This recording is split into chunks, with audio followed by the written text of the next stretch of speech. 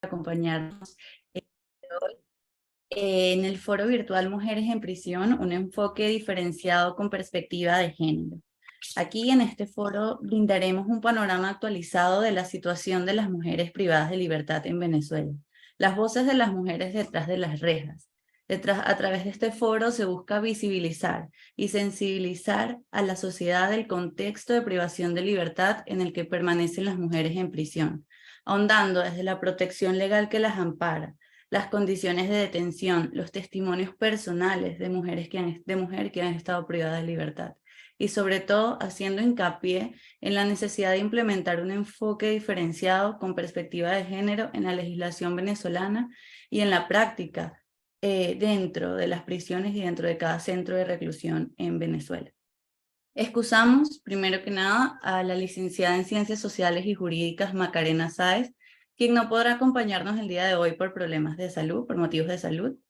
Sin embargo, nos acompaña el día de hoy Magali Vázquez, la doctora Magali Vázquez, quien es abogada egresada de UCAP, especialista en ciencias penales y criminológicas y doctora en Derecho en la misma universidad. Aprovechamos la oportunidad para felicitarle por su designación como individuo de número por la Academia de Ciencias Políticas y Sociales. Es un honor para nosotros contar el día de hoy con su participación.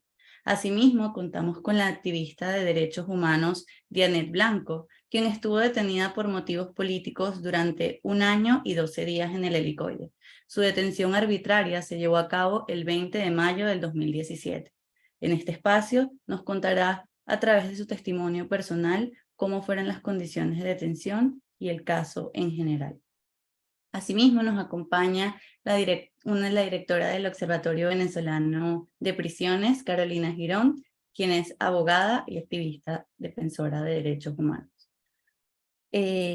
También se suma a este panelista, este gran valioso equipo de panelistas, el doctor Humberto Prado, quien es fundador del Observatorio Venezolano de Prisiones, abogado y también defensor de derechos humanos. Para ello, entonces, comenzaremos con las palabras de bienvenida por parte del doctor Humberto Prado. Seguidamente nos acompaña la abogada Carolina Girón y después seguimos con la doctora Magali Vázquez y Dianet Blanco. En ese orden comenzaríamos. Muchísimas gracias. Muchas gracias, María Ángel, por la presentación. Te felicito. También le doy la bienvenida a los ponentes para desarrollar este tema tan importante, tanto en el área internacional como en el área nacional, que tiene que ver con el área jurídica. También a Dianet, una mujer que sufrió una prisión arbitraria y que de paso su esposo también, que es un dirigente sindical, está como preso político también tras las rejas en los actuales momentos. Y también a todas las coordinadoras del Observatorio Venezolano de Prisiones que están presentes, a las representaciones diplomáticas, a los medios de comunicación y a los invitados que tenemos hoy en este foro para desarrollar este tema que anteriormente dijo María Ángel Rincón. Así que yo voy a hacer una pequeña presentación nada más para ubicarnos dónde estamos en los actuales momentos, de manera que sirva de una perspectiva de lo que vamos a hacer. Pasa la lámina, por favor.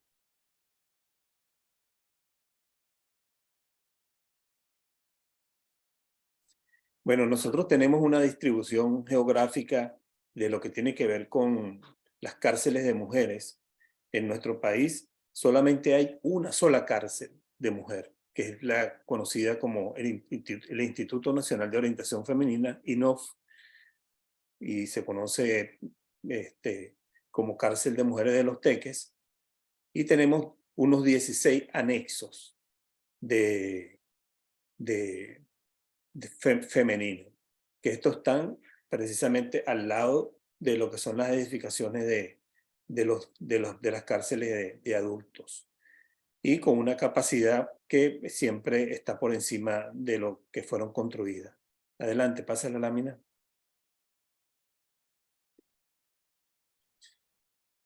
De todas estas cárceles de mujeres que nosotros tenemos, tenemos varias con medidas provisionales emitidas por la Corte Interamericana de Derechos Humanos. La del Centro Penitenciario del Estado de Aragua, Tocorón, el anexo femenino de la región oriental, que se conoce como La Pica, el anexo femenino de la región centro-occidental, que le pusieron el nombre de David Vilores y lo conocen como Uribana, y el anexo femenino de la región andina, que está en el estado Mérida. Y estas son medidas que le ordenan al Estado y que están emitidas desde el año 2006 algunas, pero lamentablemente el Estado ha hecho caso omiso a lo que son los mandatos de la Corte Interamericana y lamentablemente las mujeres que están en estas prisiones no se han visto por lo menos asistidas por lo que es las medidas provisionales de la Corte Interamericana de Derechos Humanos. Adelante. Nosotros tenemos una población reclusa a nivel general de unos 33.558 personas, de hombres. Y de esos 33.558, 2.560 son mujeres. O sea que tenemos 30.998 hombres. Eso quiere decir que de los 33.558, que es el 93%, nada más el 7% está compuesto por mujeres en prisión. Adelante.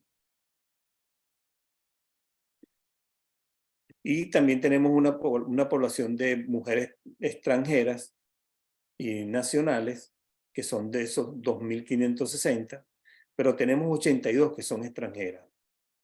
Y de ese número de las 2.560, 2.478 son nacionales. Nada más el 3.2% son extranjeros de diferentes nacionalidades. Pásala. Aquí, cuando nosotros hablamos de lo que es el hacinamiento, hay que comprenderlo en lo que tiene que ver en sus diferentes niveles. Nosotros tenemos por lo menos, cuando nosotros hablamos de un riesgo alto, hablamos cuando está por encima de la capacidad instalada de un 20 a un 39%. Y cuando hablamos de un riesgo crítico, hablamos cuando ya está por encima del 40%. Y las instalaciones que nosotros, por lo menos estamos mostrando, una cárcel de mujeres y 16 anexos, están por encima de ese 20 al 39%.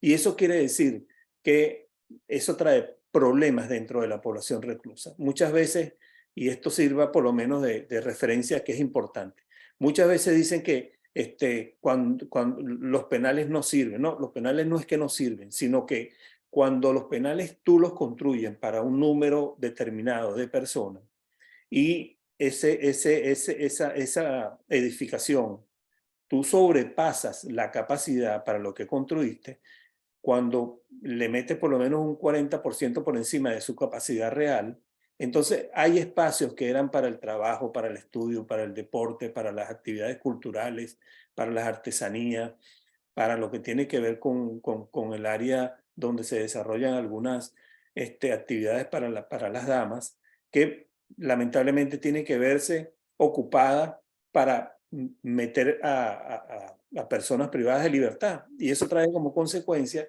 que le quita espacio para que las mujeres por lo menos hagan sus diferentes actividades. Y eso trae también de que va a haber ocio, va a haber hacinamiento y eso igualmente trae como consecuencia algunas enfermedades infectocontagiosas dentro de las diferentes instalaciones porque le quita espacio a diferentes actividades para que se mantenga la higiene. Adelante, pase.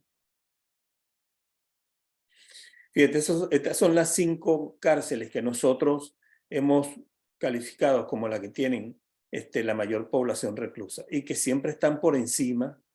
Imagínense, por lo menos la cárcel de mujeres de Los Teques está por encima de la capacidad instalada y tiene un hacinamiento del 187.14% de hacinamiento. Y el anexo femenino de Occidente tiene un hacinamiento del 331%. Cuando yo le hablo de la tabla esa de hacinamiento, yo le dije que cuando estamos del 40% por encima de la capacidad instalada, tenemos un hacinamiento crítico, un riesgo grave. Y estas 5 cárceles están por encima de lo que es esa capacidad instalada. Y trae como consecuencia, como dije anteriormente, muchos riesgos para las personas que están lamentablemente privadas de libertad.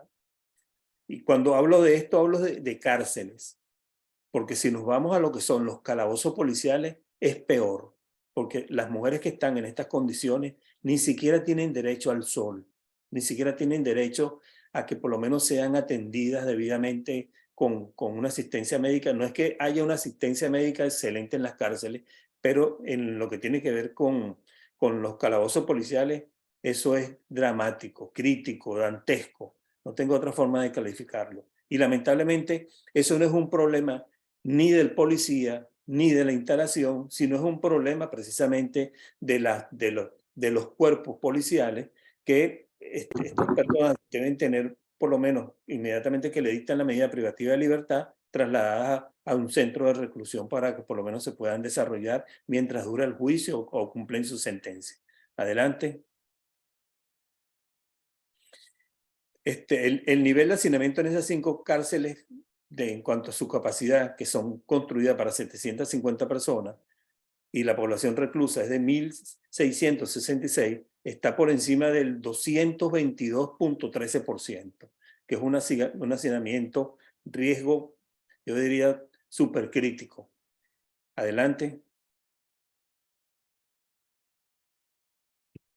La situación jurídica, ahí por lo menos nosotros tenemos un balance que no es tan grave, porque tenemos más condenadas que procesadas. Eso quiere decir por lo menos que en lo que tiene que ver con unas garantías, por lo menos a lo que es la parte general, está diferente a lo que es la parte de los hombres, donde hay más procesados que gente condenada. Adelante. Los principales problemas que nosotros siempre hablamos: el hacinamiento, la desatención médica. ¿Tú sabes lo que es que unas mujeres que por lo menos están privadas de libertad no tengan por lo menos una asistencia médica y que haya una enfermería constante por personas profesionales y que hayan los medicamentos para la atención? Imagínense si no hay para una mujer, por lo menos incluso para la mujer que tiene a su hijo en prisión, que porque nació ahí en prisión. Es sumamente grave la situación que nosotros tenemos en los actuales momentos. Falta de personal capacitado y especializado para su atención. No tenemos un personal debidamente formado. La falta de espacios dignos y de respeto para la maternidad y el periodo de lactancia para la mujer. Y esas son cuestiones que, bueno, que hay que seguirla luchando para beneficio de estas personas que están privadas de libertad. Adelante. La falta de salubridad, higiene, falta de carencias de papel sanitario, toallas sanitarias, copas menstruales, jabón, champú, escasez de alimentos, para que las visitas por lo menos sean de contacto con el mundo exterior, les sirva muchísimo de manera de alentarla, situaciones de tortura, tratos crueles, degradantes, inhumanos, la discriminación y la violencia sexual es una cosa que está también en esos espacios que lamentablemente tenemos nosotros en nuestro país. Adelante. Y simplemente estas referencias que yo le doy en cuanto a lo que es la población de las mujeres en prisión, de las extranjeras que están en prisión, de la situación que hay con la situación jurídica de la mayoría de ellas, de los problemas que hay en los actuales momentos en estas 17 cárceles de nuestro país. Independientemente que una sola tiene toda la estructura como cárcel, que es la de Los Teques, porque los demás son anexos. Simplemente me despido con esas palabras de Nelson Mandela, que no se puede juzgar a un país por la manera en que trata al ciudadano más ilustre, sino el dispensado a las más marginadas, que en este caso son los presos y las mujeres privadas de libertad. Así que muchas gracias y esto sirva de introducción para la próxima persona que me toca por lo menos desarrollar la parte internacional. Gracias, muy amables. Muchísimas gracias por sus palabras, doctor Humberto. Ahorita le damos el pase a la doctora Carolina Giro. Gracias, buenos días. Bueno, difícil hacerle la suplencia a Macarena, porque es una persona que ha estudiado mucho esto y bueno, es un gran compromiso para mí. Tenemos una situación tanto en las Américas como a nivel mundial con respecto a las mujeres privadas de libertad que es alarmante. No existe ni en las Américas ni en el mundo estadísticas que sean realmente fiables sobre la situación de las mujeres, a excepción de países como Estados Unidos, México y Panamá. Colombia también tiene un buen registro sobre eso, pero realmente hay una opacidad sobre la situación de las mujeres encarceladas. Tenemos muchos instrumentos que rigen la situación especial de las mujeres y todo lo que es el respeto a sus derechos humanos. Tenemos instrumentos jurídicos como los principios de buenas prácticas sobre la protección de las personas privadas de libertad en las Américas, la Convención Americana sobre Derechos Humanos, la Convención Interamericana para prevenir y sancionar la tortura, la Convención sobre los Derechos del Niño, la Convención Interamericana para prevenir, sancionar y erradicar la violencia contra la mujer, llamada la Convención de Belém do Pará, y la Convención Interamericana sobre la protección de los derechos humanos de las personas mayores, la Convención sobre eliminación de todas las formas de discriminación contra la mujer, la CEDAW, las reglas mínimas de Naciones Unidas sobre las medidas no privativas de libertad, las reglas de Tokio, las reglas de Naciones Unidas para el tratamiento de las reclusas y medidas no privativas de libertad para mujeres delincuentes, las llamadas reglas Bangkok, y por supuesto las nuevas reglas de Brasil y las reglas de La Habana, las reglas de Brasilia que garantizan el acceso a la justicia a todas las personas y en especial hace un particular énfasis en lo que es aquellos grupos vulnerables donde se encuentran todo el espectro de mujeres en conflictos con la ley penal, y las reglas de La Habana que hablan sobre la detención de los niños, porque también hay una población de niñas que está encarcelada y está invisibilizada. Un estudio que hizo la Comisión Interamericana de Mujeres de la Organización de Estados Americanos en razón de una consulta sobre enfoque de género de personas privadas de libertad en grupos vulnerables en las Américas, pues realmente es muy grave lo que sucede con las mujeres. Y es una constante la opacidad y la falta de información estadística sobre esta situación. Por ejemplo, podemos ver que en las Américas las mujeres y niñas representan el 8.4% de la población carcelaria, a excepción de Estados Unidos, cuyo el 30% de la población son mujeres en prisión. Luego de Estados Unidos, en las Américas sigue Brasil, México, que son los países que más tienen mujeres encarceladas, y El Salvador, que tiene las mayores tasas de encarcelamiento de las mujeres. ¿Qué podemos notar? Que en un informe hasta el 2020, el aumento de mujeres, la tasa de encarcelamiento de mujeres subió en un 53% con respecto al 2019 y a los años anteriores. Muy diferente al incremento de la tasa de los hombres, que estuvo alrededor del 20%. Este incremento se vio relacionado con su participación en producción, comercialización de sustancias ilícitas y por consumo. Y a su vez, es el continente americano quien tiene el mayor número de mujeres privadas de libertad, teniendo para el 2021 308,000 mujeres presas. Le sigue Asia con 263,000 y Europa con 102,000. O sea que la situación de Latinoamérica, de las Américas, es terrible con respecto a las mujeres.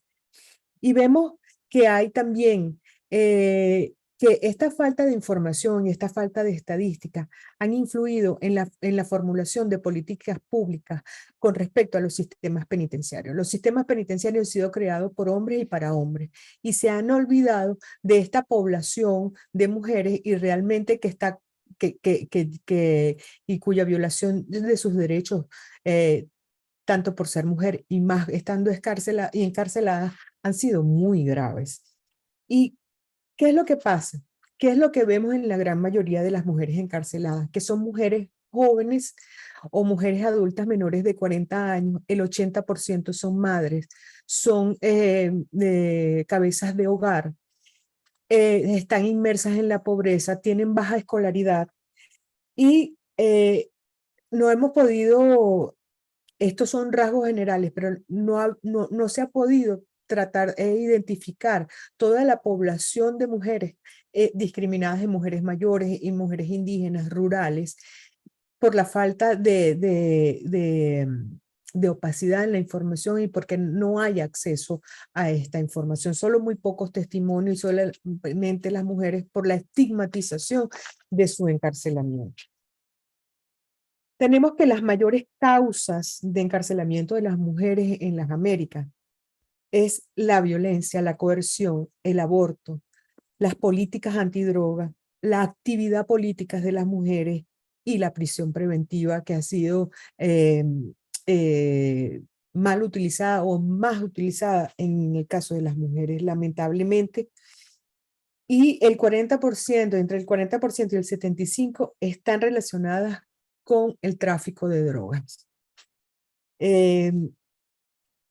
Y vemos que con respecto al tráfico de drogas, no es que ellas sean las jefes de estas organizaciones criminales, sino que son utilizadas para el transporte, las famosas llamadas mulas.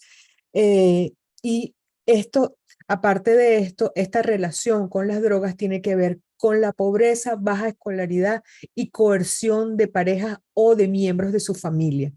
Entonces, llegan a cometer estos delitos porque son coercionadas bien por la pareja, por amor, son lo que llaman los delitos por amor. Estas bandas criminales pues saben cómo utilizarlas y todo este sentimentalismo realmente lleva a las mujeres, además, la pobreza y se paga con cárcel en las Américas. Como dijimos, el 80% son madres, son jóvenes y hay en las Américas representa la tasa de hacinamiento es con un riesgo alto y esto influye tanto en la salud física y salud mental de las reclusas. Aparte de eso, las mujeres enfrentan condiciones peores a que los hombres y se enfrentan a manifestaciones de violencia durante encarcelamiento. Son violadas tanto por el personal como por sus pares. Pueden ser hombres o mujeres. Reciben acoso físico y sexual. Son obligadas a prostituirse. Físicamente son abusadas durante los registros. Y hay una violencia psicológica, especialmente el aislamiento, bien como una forma de castigo o bien para obtener confesiones. Son vigiladas por personal masculino en su desnudez, tanto para bañarse, para ir al baño, y realmente no hay un respeto a su pudor y al honor de las mujeres. Se ha detectado que en las revisiones médicas han sido invasivas y degradantes y generalmente son practicadas por hombres. También sufren embarazos forzados producto de estas violaciones y deben mantener el embarazo hasta su final. Y aparte de eso, se les niega la atención médica y el acceso a medicamentos. También tenemos que ver que en los sistemas penitenciarios han sido ignoradas las mujeres. Y esto lo vemos cuando no hay centros de detenciones propios para mujeres, hay una inadecuada infraestructura y los que existen pues no están considerando la condición de género, en falta de tratamiento, instalaciones médicas adecuadas y aparte todo lo que es la clasificación dentro de las mujeres por grupos etarios, por las que son madres, por las que están embarazadas, por las que están en periodo de posparto o las que están en lactancia. Lamentablemente esto no es tomado en cuenta y todas conviven bajo estas condiciones graves de hacinamiento e infraestructuras inadecuadas. Hay otra situación también que no hemos tomado en cuenta, que aparte de lo que es la salud física, es la salud mental de las mujeres.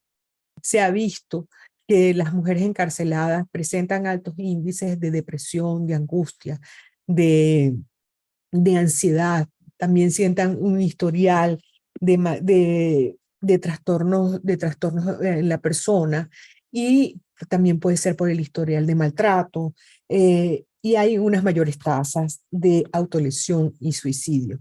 También vemos que la situación de las mujeres en prisión también crea esta angustia y esta ansiedad también es creada, que si al ser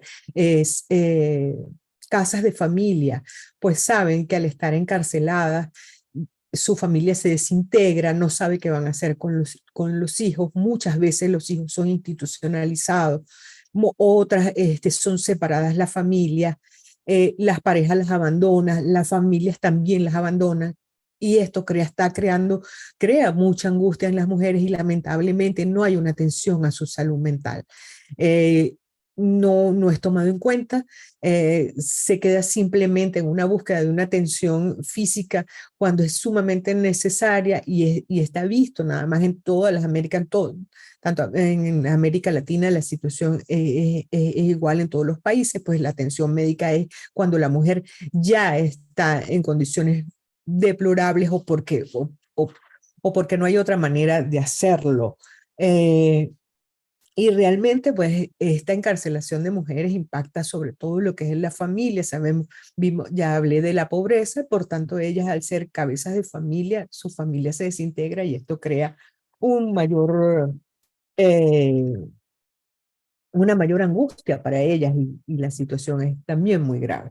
También tenemos que ver que las mujeres, cuando están implicadas en delitos de drogas, pues es muy difícil que consigan fórmulas alternativas no privativas de libertad, porque con la política antidrogas, pues han puesto estos delitos eh, que no reciban beneficios y todas estas situaciones, pero no se dieron cuenta que estaban afectando a un grupo vulnerable como estas mujeres que son usadas para el tráfico internacional de drogas y la situación que está pasando con ellas.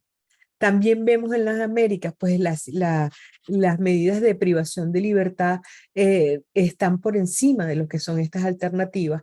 Entonces vemos mujeres embarazadas, encarceladas, mujeres en posparto, mujeres en periodos de lactancia encarceladas y realmente pues no se toma en cuenta su condición, aun cuando las reglas internacionales establecen que deberían tener prioridad en mantenerlas en sus casas durante estos periodos especiales.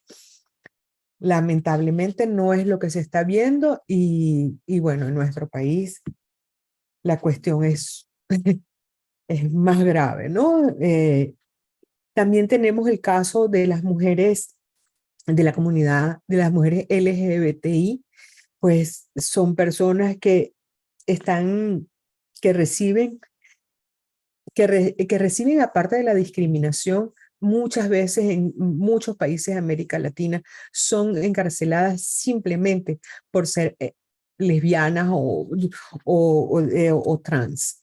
Y creen que y la creencia de que el encarcelamiento pues van a ser medidas correctivas de esa situación, y entonces quienes imparten las correcciones de las personas LGBTI, pues son las mismas custodias o los mismos pares que están con ellos. También tenemos las mujeres indígenas y en los países, México, Bolivia, Guatemala, muchas de las mujeres que están encarceladas de la comunidad indígena están encarceladas por la barrera del lenguaje. Pues no hablan español y con su dialecto pues no existen traductores ante la justicia y muchas están encarceladas porque no pueden defenderse prácticamente no hay comunicación y no entienden lo que les está pasando y la situación sigue siendo muy grave. Seguimos y se contempla también en este grupo de mujeres indígenas que los delitos mayores cometidos están relacionados con la droga y el homicidio. También tenemos otro grupo que son las mujeres mayores que lamentablemente también coinciden con el tráfico de drogas y con el caso de ellas, pues no tienen acceso a medicamentos para enfermedades crónicas, para mujeres mayores, sus condiciones de vida son en la cárcel son son degradantes, son humillantes, muchas duermen en el piso, no hay acceso a estos medicamentos como enfermedades crónicas como la diabetes, y realmente siguen en estas condiciones a pesar de que existen grandes instrumentos que tratan sobre la protección de las personas mayores. Y está el otro, los casos de los niños que conviven con sus madres en las cárceles, bien para mantener el vínculo, bien para no perder esta cuestión, la relación materno-filial, o que están en periodo de lactancia, pero que lamentablemente no están en infraestructuras adecuadas para mantener a los bebés junto con ellas, y entonces los bebés y las niñas, bueno, sufren todas las condiciones infrahumanas de la encarcelación, el hacinamiento, las malas condiciones de higiene. Sí, son niños inocentes que no tienen por qué estar allí. ¿Y qué es lo que se le exige a los estados?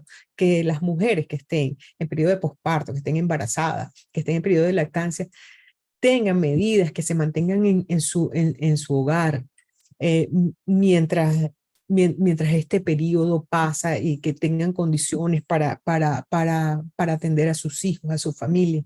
También si son cabezas de familia, pues se le exhorta a los estados que tengan medidas de detención domiciliaria, precisamente para evitar que sus familias queden huérfanas, se desmembren, y todos estos y sus hijos no pierdan esa condición de hermandad al ser separados, porque uno los puede tener un familiar o sean institucionalizados. Creo haber más o menos dibujado la situación en las Américas y en el mundo con respecto al encarcelamiento de mujeres. De verdad disculpen los errores o esto, pero queremos, de verdad que es una situación que a mí siempre me ha llamado la atención, y en el caso venezolano, pues sabemos que tenemos todo un ordenamiento jurídico, también sabemos que las convenciones internacionales deben ser adoptadas por los jueces, y así como lo dirá la doctora Vázquez con mayor amplitud, y quisiéramos que realmente los sistemas penitenciarios sean pensados en mujeres. Gracias.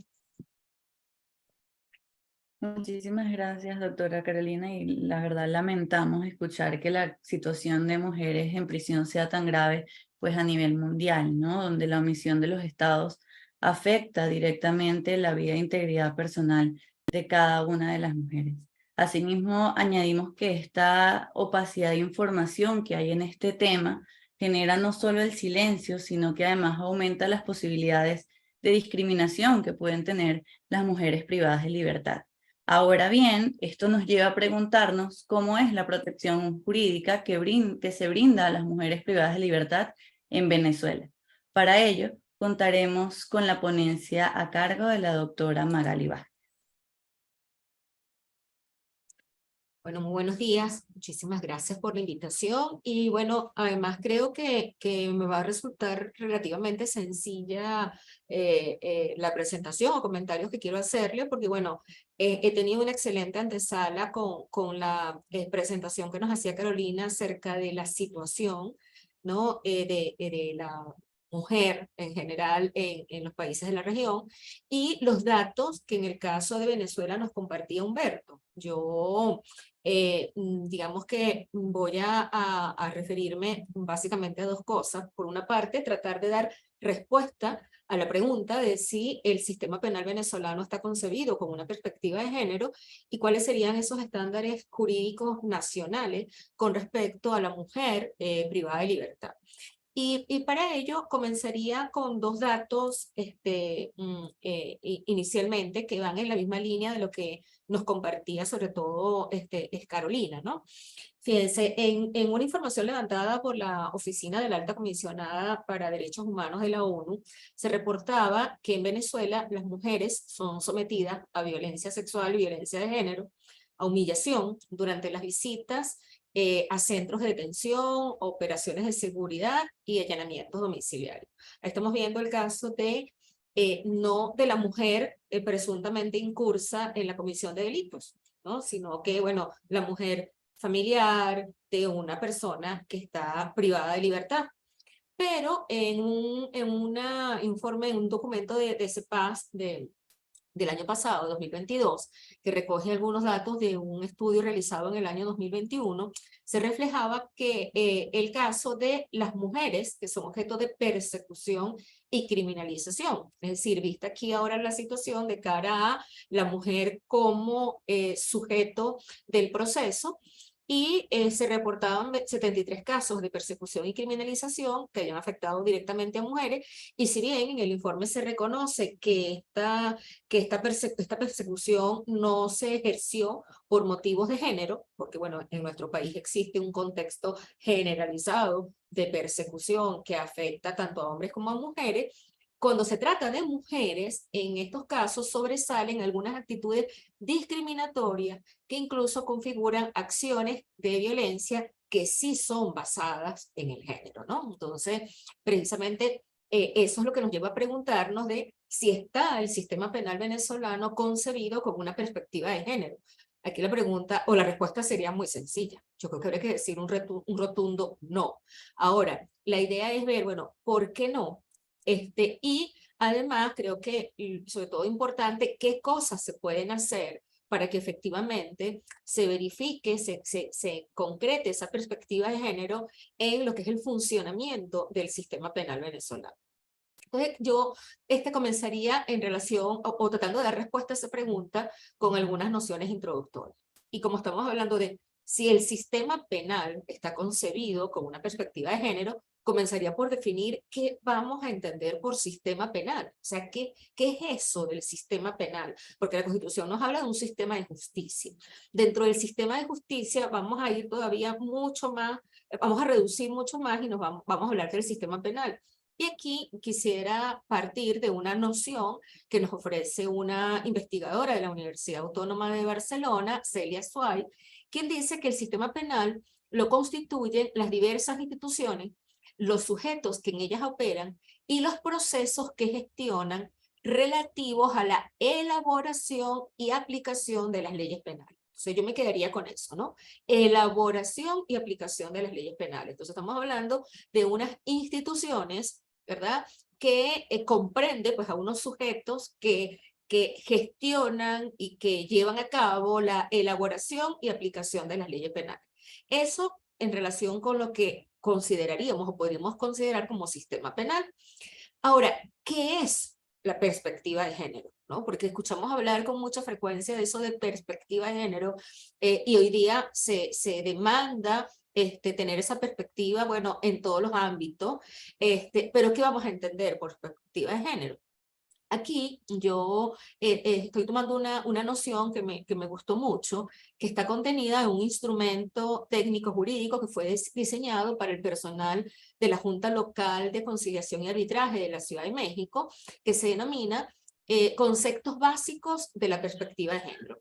Y allí se define la perspectiva de género en el siguiente sentido. Se dice, se le llama de esta manera a la visión científica, analítica y política sobre las mujeres y los hombres, en que se propone la eliminación de las causas de opresión de género, como la desigualdad, injusticia y jerarquización de las personas basadas en el género. promueve la igualdad entre los géneros a través de la equidad, el adelanto y el bienestar de las mujeres, contribuye a construir una sociedad en la cual las mujeres y los hombres tengan el mismo valor, igualdad de derechos y oportunidades para acceder a los recursos económicos y a la representación política y social en los ámbitos de toma de decisiones. Por supuesto, eso después de partir de también una precisión acerca de, bueno, de qué es el género, entendido como una construcción social, pues que se hace de hombres y mujeres con base en su sexo biológico, ¿no? Entonces, es claro, partiendo de allí, que hay un impacto diferenciado que las leyes, que las políticas y las prácticas tienen en los hombres y en las mujeres. Y las cuestiones de justicia se sustentan en esas relaciones sociales y de poder. Por lo tanto, incluir la perspectiva de género permite reconocer esos impactos diferenciados en el sistema penal, o que en el sistema penal tiene en relación con las mujeres. Es decir, identificar las relaciones de poder que existen entre los géneros que en la mayoría de los casos resultan ser más favorables para los varones y discriminatorios para las mujeres.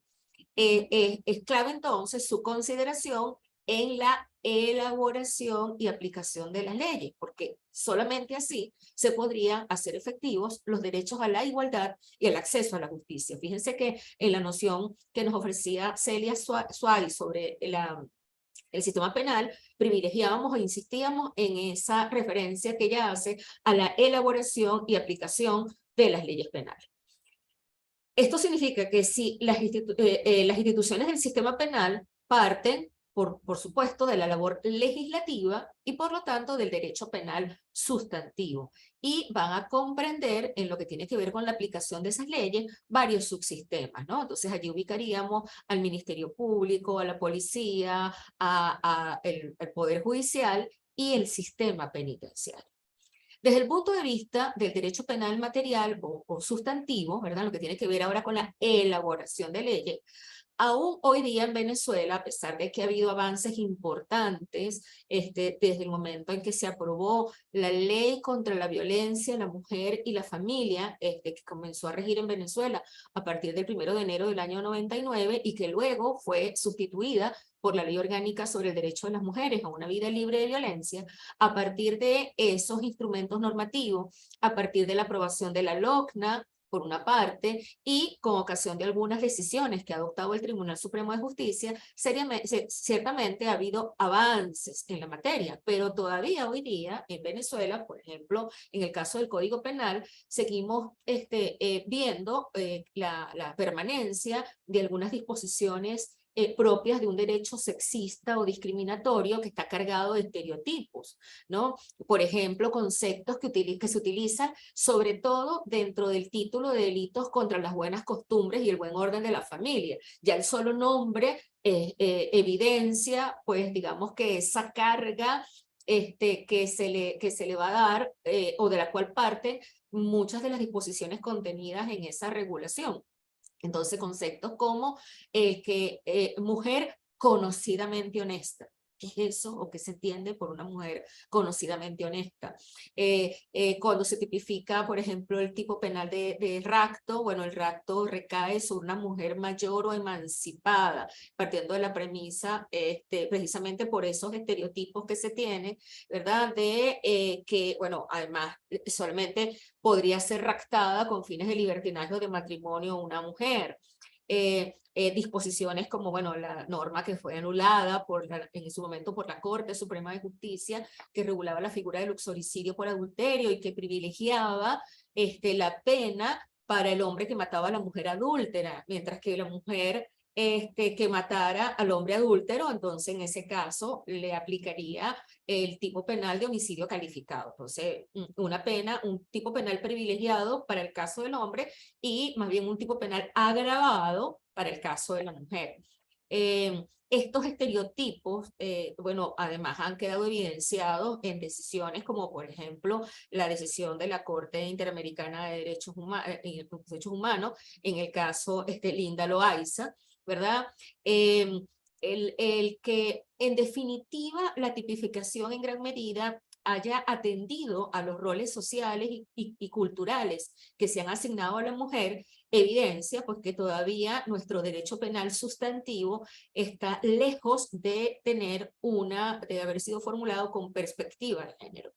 Otro ejemplo dentro de ese instrumento normativo, el Código Penal, es por ejemplo una mención que se hace en el artículo 390 del Código Penal, bueno, que obviamente hoy día no aplica en razón precisamente de todo este marco normativo colateral que me refería antes, la LOGNA, la Ley Orgánica sobre el Derecho de las Mujeres a una Vida Libre de Violencia, incluso la modificación que se hizo en el año 82 al Código Civil. Pero el artículo 390 del Código Penal, que se refiere a la manera de enjuiciar delitos contra las buenas costumbres y el buen orden de las familias, ¿verdad? Dice que como consecuencia de la condena, en el caso del hombre, dice cuando el culpable sea el marido y la mujer fuere menor, entonces, bueno, ¿quién presenta la querella? Qué sé yo, pero dice, será consecuencia de la condena la pérdida del poder marital, ¿no? Entonces, eso es lo que explicaba el que no se pudiera considerar la posibilidad de violación entre cónyuges, ¿no? Porque, bueno, como el hombre tenía un poder marital, la mujer tenía a su vez hacia el hombre un débito conyugal, esa opción estaba descartada.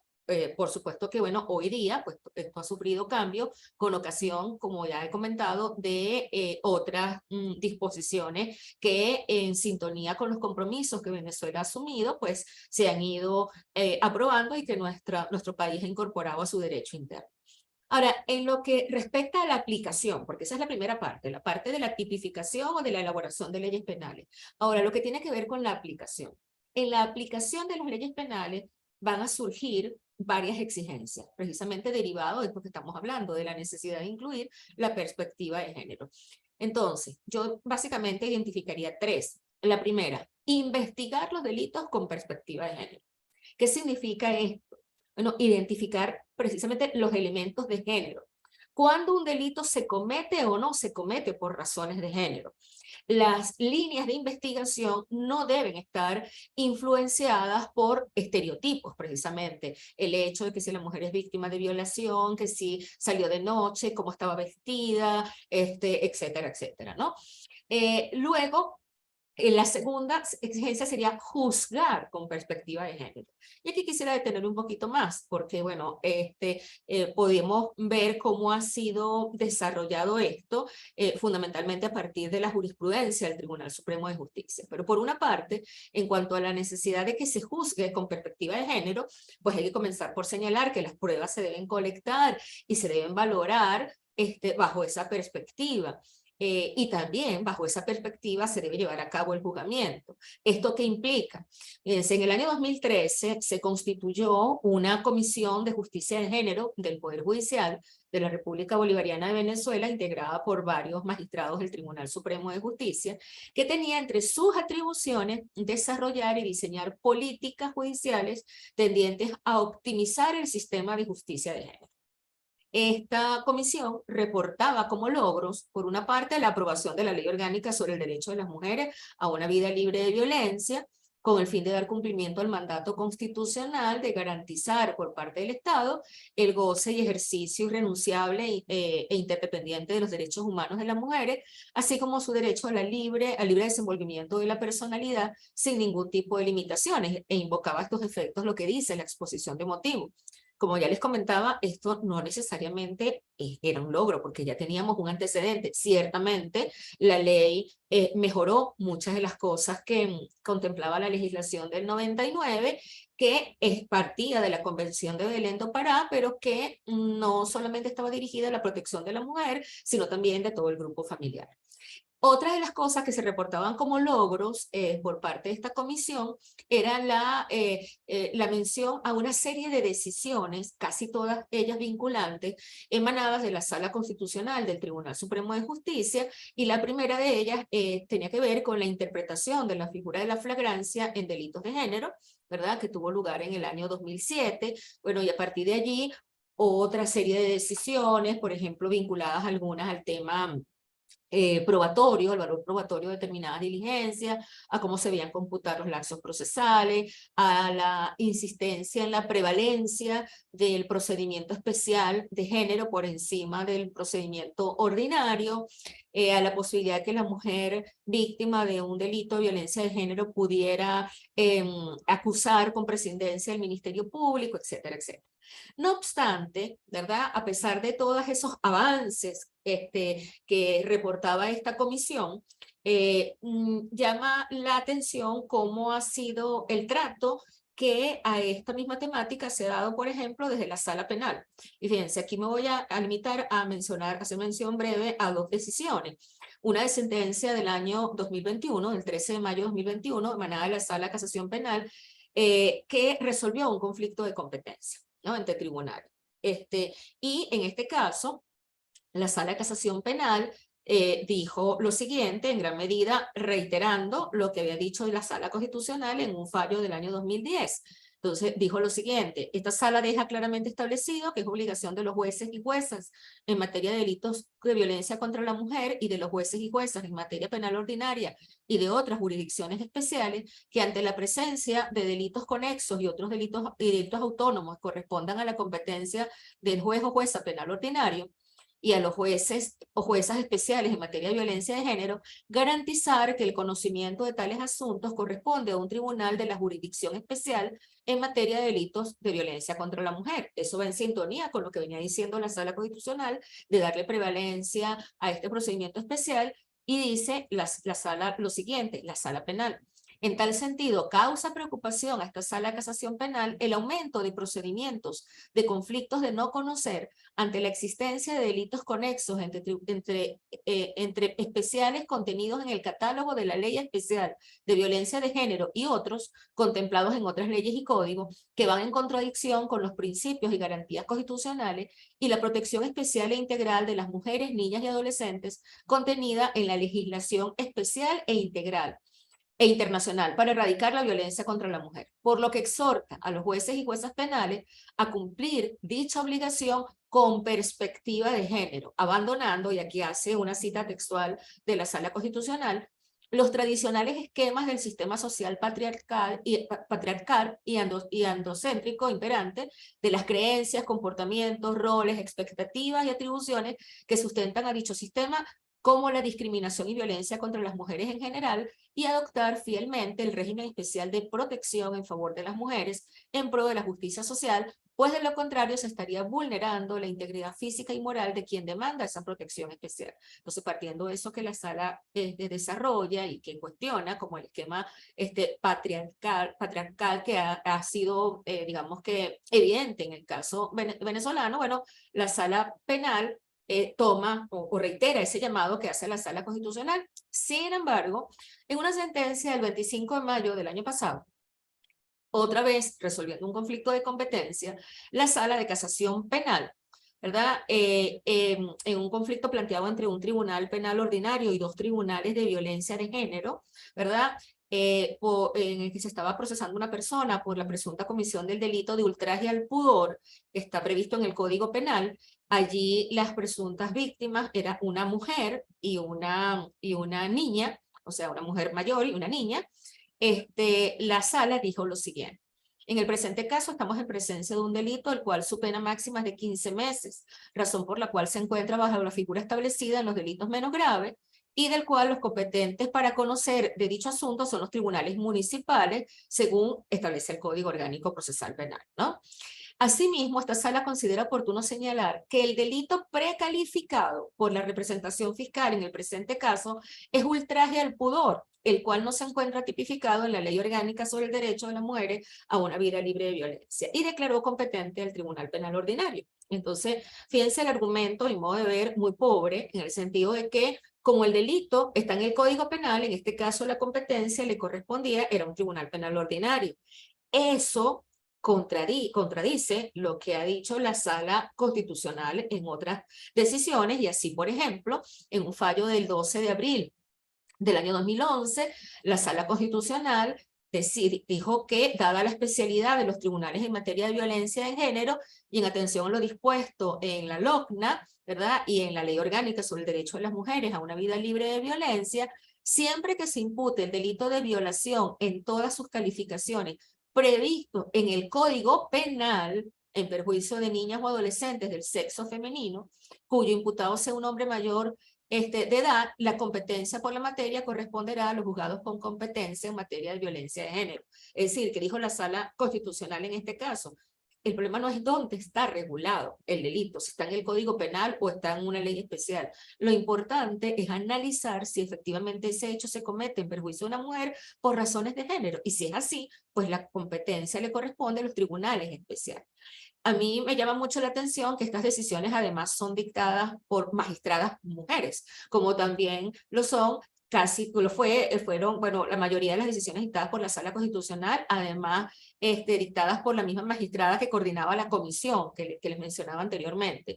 Y eso llama la atención porque el hecho de que la justicia penal vinculada con temas de género, y aquí estoy refiriéndome al Ministerio Público, policía, jueces, etcétera, sea llevada a cabo por mujeres, o sea, impartida por mujeres, no garantiza la perspectiva de género, ¿verdad? Porque entender lo que significa la perspectiva de género va mucho más allá y permite justamente dar ese trato diferenciado producto de la posición que la mujer, pues, cultural, social, históricamente, pues, ha ocupado.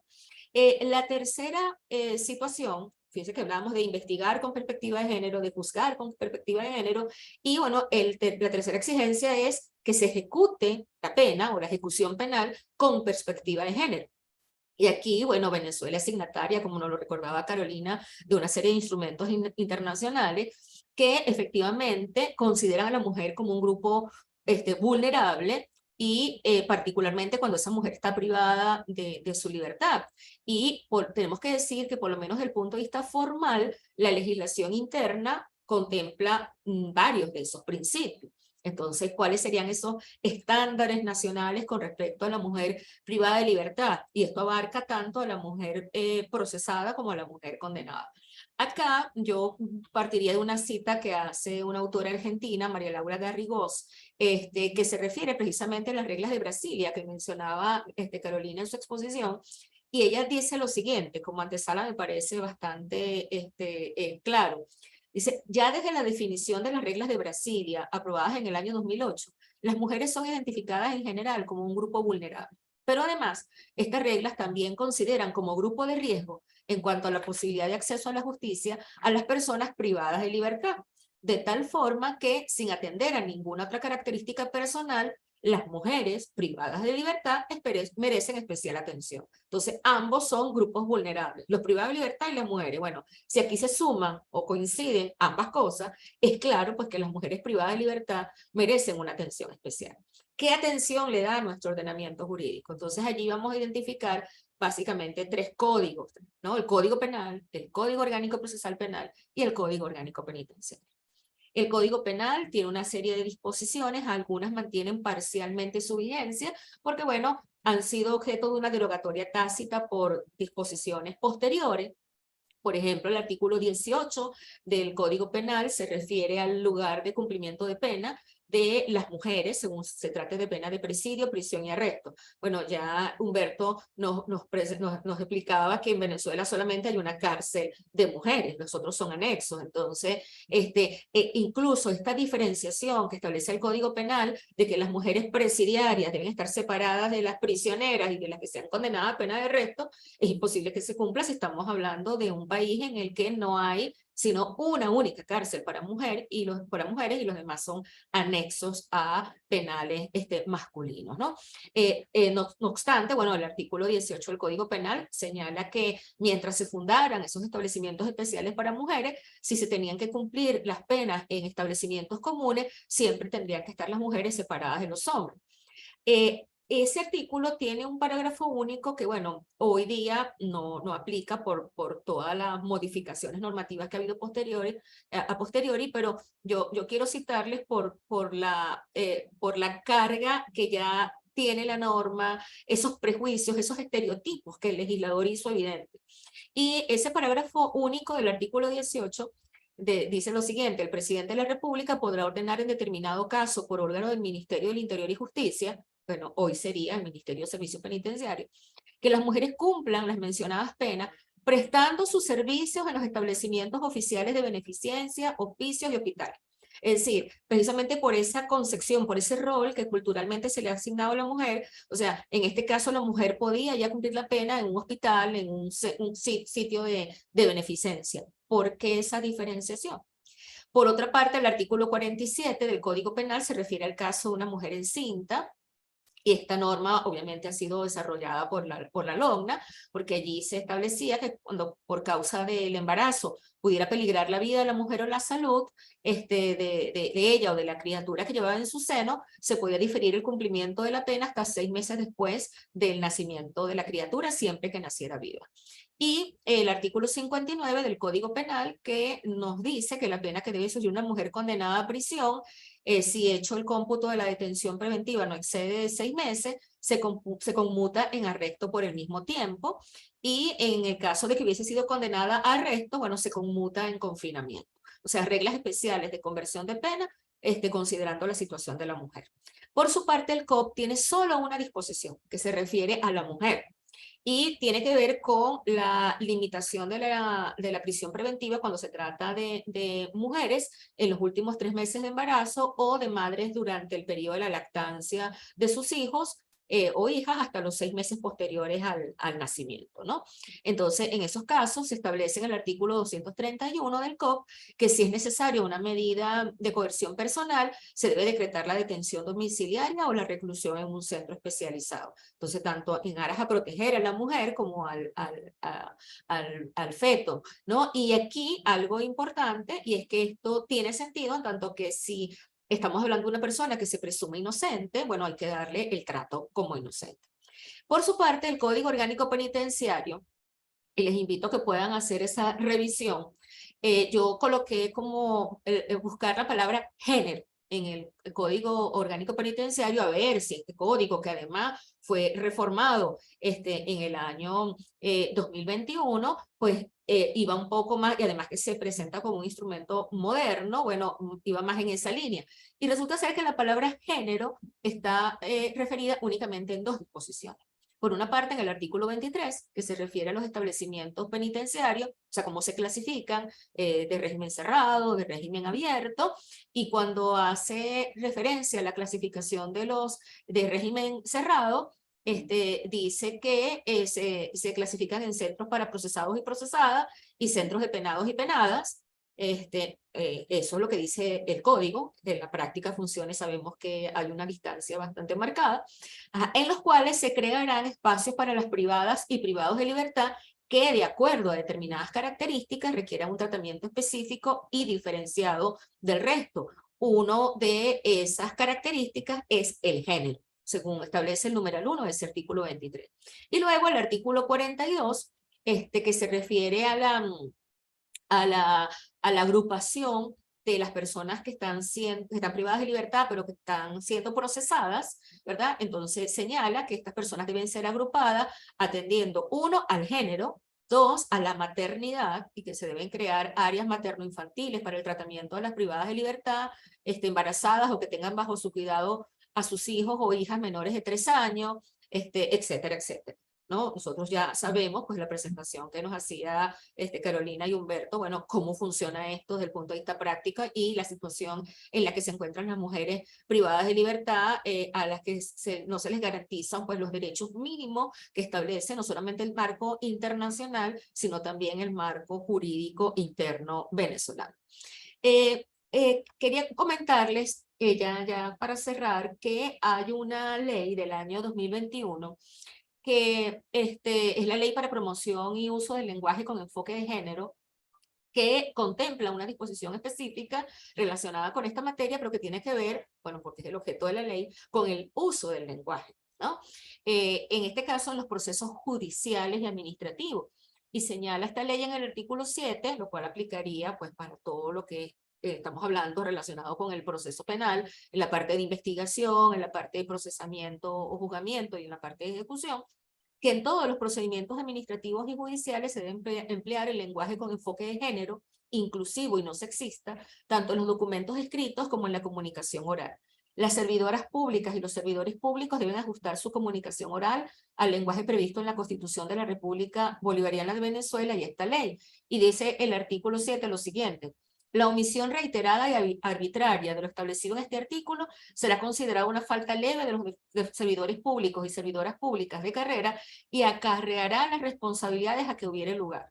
Esta es una de esas normas imperfectas que uno dice, bueno, ¿cuál es la consecuencia que va a generar si no se establece allí precisamente la eventual sanción?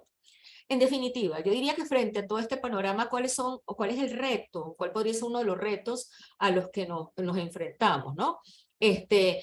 Yo aquí me recomendaría el que se pueda precisamente para Venezuela ir un poco, por lo menos en el papel, ir alineando a todos estos compromisos y exigencias, considerar la experiencia mexicana.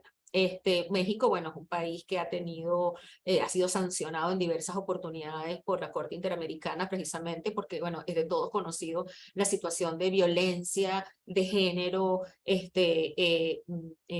que se ha verificado por parte del Estado mexicano, que ha dado lugar a sentencias que además han establecido precedentes en el sistema interamericano, pero creo que a pesar, o sea, toda esa situación ha llevado a que por lo menos se tomen algunas medidas, se establezcan algunas pautas, que después se cumplan o no se cumplan es otro asunto, pero creo que el esfuerzo bien vale la pena destacarlo. En el caso de México, se aprobó en el año 2013 un protocolo para juzgar con perspectiva de género.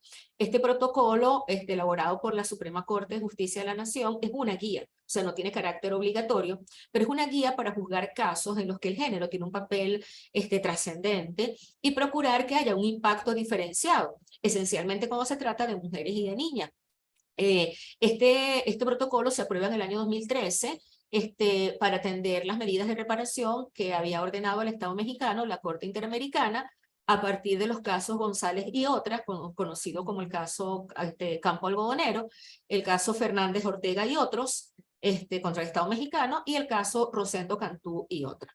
Y bueno, fue objeto de una modificación en el año 2020, bueno, porque además el sistema mexicano se alineó, el sistema procesal penal se alineó al modelo acusatorio, y entonces ha habido un ajuste de ese protocolo. Yo creo que en Venezuela sería importante trabajar en una propuesta como esa, porque se habla mucho o se hablaba por parte del TCJ, ha sido este mismo año, a inicios del año, la presidenta del Tribunal Supremo de Justicia hablaba de juzgar con perspectiva de género, pero no se tiene claro qué significa eso, ¿no? Y en la medida en que no haya información, conocimiento y sensibilización en torno a la materia, bueno, muchas de estas declaraciones pues no dejarán de ser sencillamente un saludo a la bandera. Bueno, muchísimas gracias. Muchísimas gracias, doctora Magali. Entonces hemos escuchado desde la teoría y la práctica la necesidad de implementar medidas y mecanismos eficientes y eficaces que protejan la dignidad personal de cada una de las mujeres privadas de libertad. Además, abriremos un espacio para escuchar el testimonio de Dianet Blanco, quien fue privada de libertad arbitrariamente en el año 2017 por motivos políticos. Estuvo recluida en el helicoide por 1 año y 12 días. Adelante, Dianet. Hola, muy buenas tardes, todavía es de día, buenos días. Bueno, prácticamente lo que describió Carolina y la doctora Magali es una radiografía de lo que se vive en las cárceles a nivel mundial. Y bueno, partiendo desde mi testimonio con enfoque de perspectiva de género, se vive mucha discriminación en el trato, al trato a las mujeres privadas de libertad. Por ejemplo, parto de mi experiencia que estuve en un centro de detención preventiva, en donde únicamente había una celda para mujeres, lo cual eso constituía un hacinamiento ya que había nada más una sola celda. No había, digamos, esa clasificación entre presas políticas y presas comunes, estábamos todas en un mismo espacio físico, con total hacinamiento, con poca ventilación. Y una de las cosas que puedo considerar grave, bueno, es que no existe una atención médica al momento de alguna detenida sufrir. Allí no existe no brindan esa posibilidad de esa atención médica, al menos que ya la persona recluida esté en situación crítica, y por presión de las mismas detenidas es que acceden a brindar atención médica. Otra de las cosas que veo con mucha preocupación es que los centros de detención preventiva, en su mayoría, las celdas femeninas es custodiada por hombres, no por femeninas, lo cual eso lleva a que se dé allí el fenómeno de la sextorsión, que es el intercambio de sexo. Ahí vemos entonces que existe la violencia sexual, que es el intercambio de sexo, por que muchas recluidas lo ven como un beneficio, pero es un derecho humano, que te permitan la visita, que te permitan acceso a medicinas, que te permitan la salida al sol. Entonces, bueno, muchas veces de esta manera se utiliza la sextorsión para que las mujeres podamos tener acceso, digamos, a estos derechos, a estos beneficios. Otra de las cosas que la humanización de los espacios físicos, muy bien como lo describían, que no hay para las mujeres que son lactantes, que las mujeres que están dando a pecho, o que están en su proceso de embarazo, no existe una humanización de los espacios para poder tener allí en condiciones de salubridad armónica para poder tener a sus hijas e hijos allí recluidos. Entonces, el retardo procesal, yo estuve 1 año y 12 días y nada más me llevaron una vez al tribunal, que fue la audiencia de presentación. Luego no tuve, digamos, acceso después de 1 año y 12 días que salí bajo unas medidas cautelares, fue que volví a ir al tribunal, y eso era el común en otras detenidas, no únicamente me pasó a mí. Entonces ese es un factor también allí que se vive, el maltrato tanto a las privadas de libertad.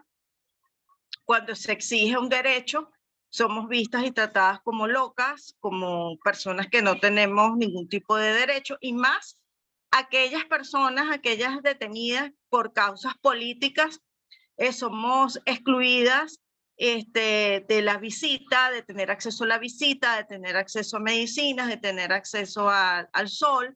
Son algunas medidas, digamos, de tratos crueles e inhumanos a las que somos víctimas. Y bueno, el acceso al agua potable, ya que, por ejemplo, muchos de estos centros de detención preventiva no tienen la infraestructura adecuada para poder tener a personas recluidas con baños adecuados, con ventilación. Eso conlleva también a que existan muchas enfermedades de respiración, enfermedades respiratorias, como bronquitis, como neumonía, debido a la situación. Y más, si hay algunas de las personas que están detenidas que fuman, entonces, bueno, se podrán imaginar todo eso allí, que lo que significa dentro del encierro, que no hay ventilación, el constante. Bueno, la situación de privilegios, muy bien como lo mencionaba, ese ejercicio de poder. Por ejemplo, los hombres sí tienen derecho a la visita conyugal, las mujeres no. Al momento de recibir la visita, el día de tener visita, a los hombres se les da prioridad para que escojan los mejores lugares para poder recibir a sus familiares, mientras que a las mujeres le dan el espacio que quede, y la mayoría son espacios que, bueno, son hostiles, son totalmente hostiles para poder tener 3 horas, 4 horas o 1 hora de visita de sus familias. Otra de las cosas que puedo mencionar es que para la mujer, de acuerdo a su construcción histórica, social, cultural, ya tiene arraigados ciertos cautiverios de opresión, de discriminación por el mandato patriarcal. Y esos cautiverios se acentúan más en la prisión. Como por ejemplo es el cuidado constante, a pesar de que esa mujer está encerrada, se ve en esa obligación de tratar de mantener desde la cárcel a sus hijos, a sus familiares, porque ven como esa obligación, ese mandato de, bueno, una de las cosas, por ejemplo, algunas tenían parejas allá dentro de la cárcel y ese rol del cuidado, de lavar la ropa, de cocinar, en ningún momento se desprendía. Estas mujeres asumían un rol dentro, cargado de todo ese estereotipo patriarcal, de que ellas debían cuidar y ser para los demás, en este sentido, para las otras personas detenidas, los hombres que eran sus parejas, en lavar, en plancharles, en cocinarles. También situaciones de violencia de género dentro de la cárcel, debido a estas relaciones que surgen allí, entre, ya sea entre presas políticas o presas comunes con otros detenidos, allí también, y se acentúa más todo lo que es la carga de violencia y bueno, por esos prejuicios y estereotipos que el hombre tiene acerca de cuál debe ser el rol de la mujer, se acentúan más. Otra de las cosas que puedo decir, partiendo de mi experiencia, es, bueno, el maltrato a los familiares que van a visitar, y más que todo al maltrato que reciben los familiares que son familias de presos políticos. En este caso, bueno, puedo decir todas las vejaciones y las situaciones incómodas por las que mi familia tenía que pasar para poderme llevar alimentos, llevar mi ropa. Otra de las cosas también que se ve tanto afuera, existe, pero adentro en la cárcel es más marcada, que es la pobreza menstrual. No se tiene acceso a artículos de aseo personal, al menos que los familiares lleven estos artículos de aseo personal y artículos para los días de menstruación.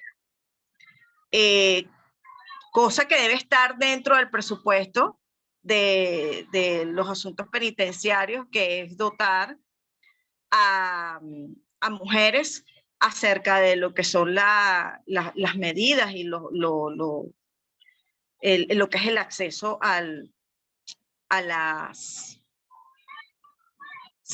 los artículos para poder tener el proceso de menstruación.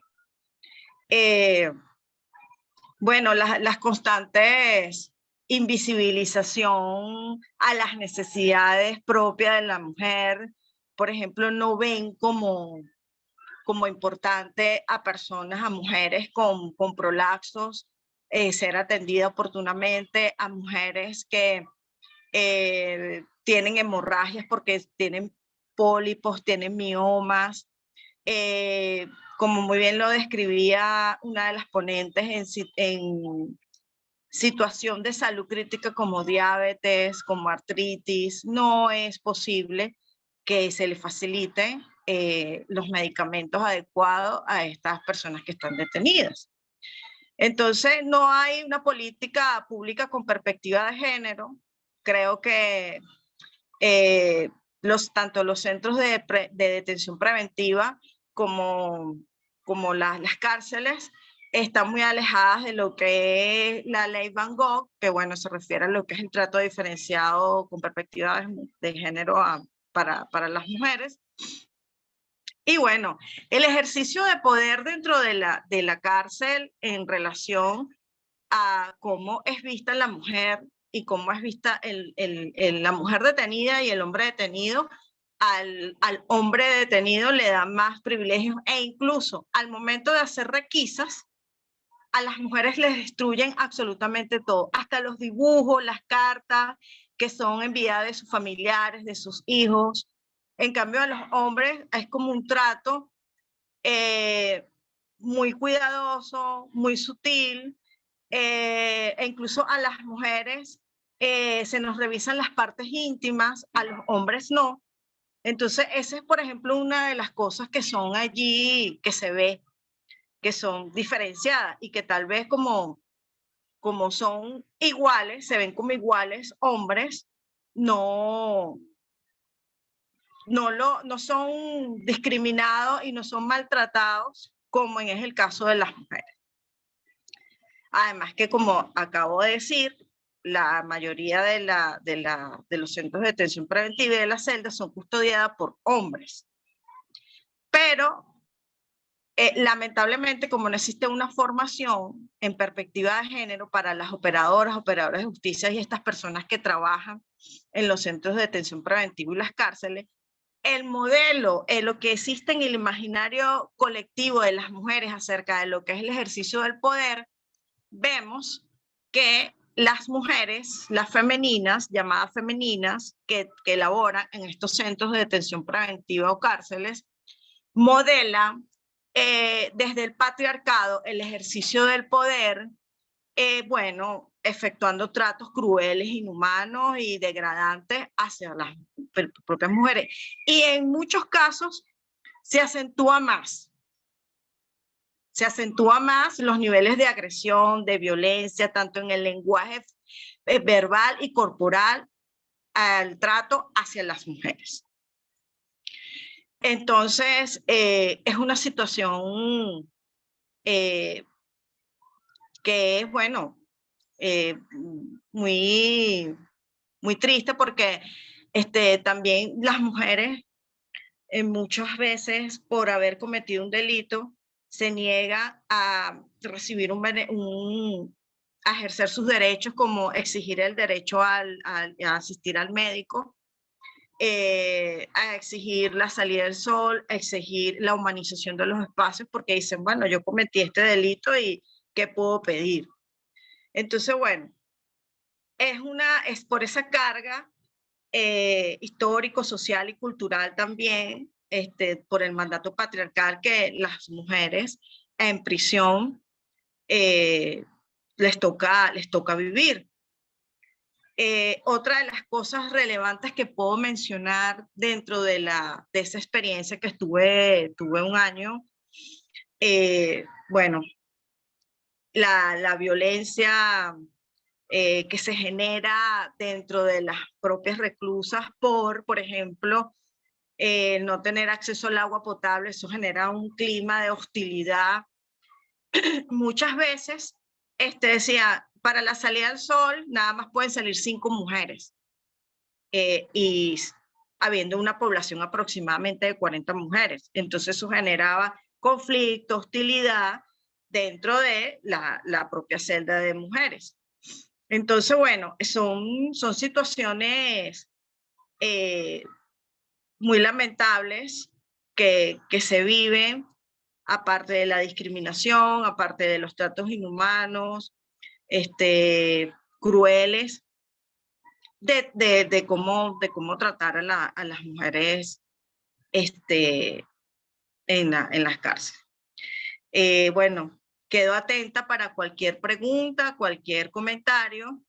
Eso es lo que puedo un poco resumir acerca de lo que fue la experiencia desde mi mirada como mujer dentro de la cárcel. Gracias. Gracias a ti, Dianet, por tu testimonio, por tu valentía, por acompañarnos de verdad el día de hoy y, bueno, visibilizar esta situación que lamentamos profundamente, porque sé que como tú, gran parte de población reclusa venezolana también está sufriendo las condiciones de detención inhumanas que hay dentro de los anexos femeninos y dentro de la cárcel del INOF. Incluso el Observatorio Venezolano de Prisiones el 6 de abril denunció un brote de tuberculosis y hepatitis en el INOF, donde se les obliga a las reclusas a usar tapabocas y ellas no tienen acceso a ellos. Tienen que ingeniársela a los familiares para darle los tapabocas, para ubicar una forma de protección y siguen sin recibir atención médica. Asimismo, otro de los casos que rechazamos rotundamente es uno ocurrido el 24 de julio del 2022, donde se conoció que 4 reclusas del anexo femenino de la comunidad penitenciaria de Fénix, ubicada en el estado Lara, presentaron heridas producidas por armas de fuego, perdigones, disparos a cortas distancias. Una de las mujeres recibió una herida a mano abierta.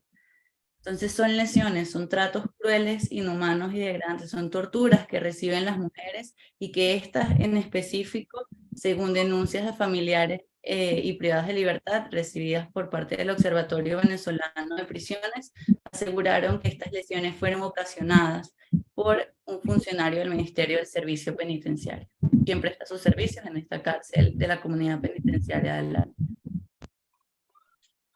Bueno, entonces ahorita damos el pase para las preguntas y respuestas. A cada uno de los asistentes les recordamos que habilitamos la casilla para pues responder sus inquietudes.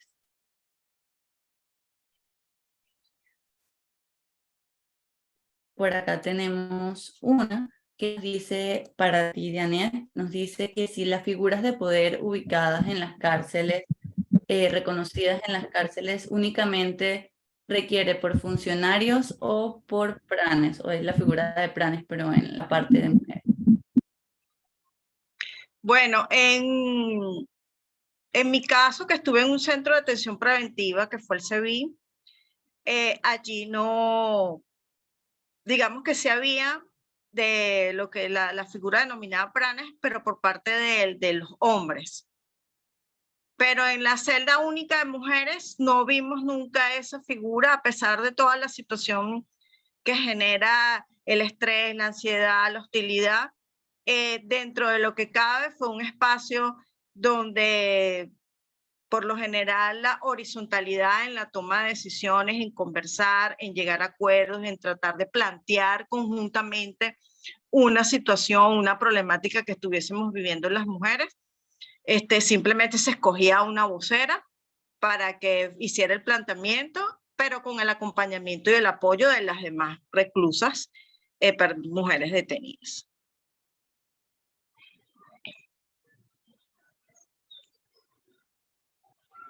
Por ahora no tenemos más preguntas, pero igualmente invitamos a los participantes a intervenir, algún comentario que quieran hacer.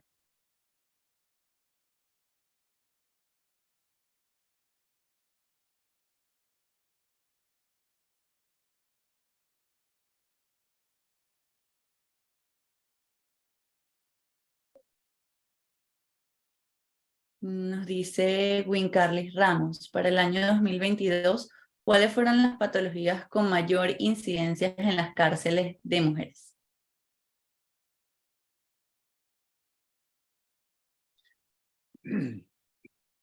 Mire, las mayores patologías que siempre, por lo menos, ha tenido el tema carcelario en nuestro país, tanto en calabozos policiales como en cárceles de hombres y en cárceles de mujeres, siempre se repite enfermedades infectocontagiosas, hepatitis, tuberculosis.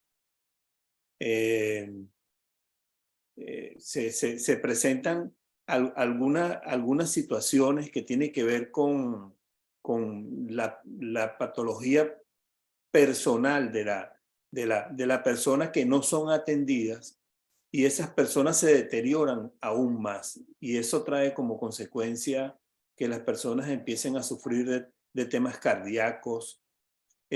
Otro tema también tiene que ver con incluso la salmonela en algunos establecimientos, incluso hasta de las propias mujeres. Y uno que es constante tiene que ver con el tema de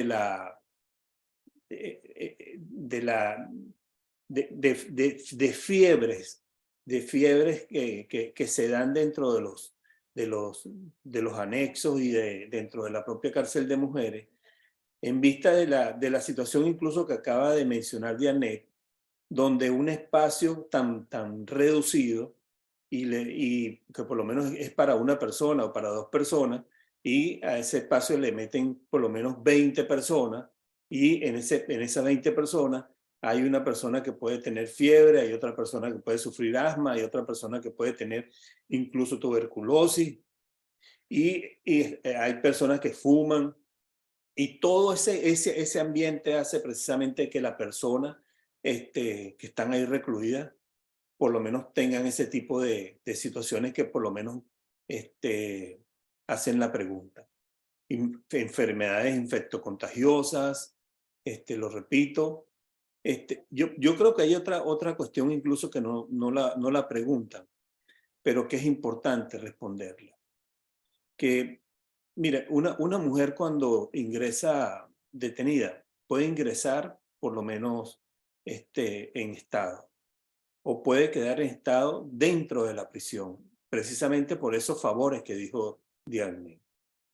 Y se pueden producir también ahí situaciones con ese bebé que nace internamente, que siempre hemos por lo menos hecho como seguimiento a ese tipo de situaciones, donde incluso algunas personas prefieren por lo menos negociar lo que es el tema de la manutención del bebé, porque familiares se niegan por lo menos a atender al bebé de la persona que está detenida, o simplemente la persona que está detenida lo rechaza también porque no tiene cómo por lo menos mantenerlo.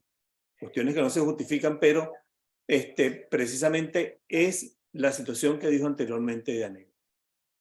O sea, en cárceles de mujeres, usted no puede poner a hombres a cuidarlas, porque es como poder poner samuro cuidando carne, o sea, utilizando un término muy criollo. Y ahí te consigues precisamente eso que dije anteriormente esta muchacha de Arnés, que por la necesidad tan horrible que se les presentan, y que esos favores lamentablemente son una constante en nuestro país. Pero en general son esas enfermedades que dije anteriormente: tuberculosis, hepatitis, y, enfermedades que tienen que ver con la fiebre. También hay personas que viven con VIH, que lamentablemente no son atendidas debidamente. Y yo creo que esa es una de las situaciones que mayormente tenemos en nuestro país. Otra de las preguntas que nos llega de parte de Francis Zambrano nos dice: ¿qué pasa con los niños que nacen dentro de las cárceles? Bueno, no sé si lo Adelante. respondo yo mismo, pero bueno, Carolina. Está levantando la mano la doctora Carolina. Adelante. Bueno, con los niños en prisión suceden dos cosas. Uno, se quedan con la madre hasta que tienen 3 años y están encarcelados junto con ella. Y luego de estos 3 años, o bien pasan al cuidado de un familiar o son institucionalizados en casas hogares. Esa es la situación.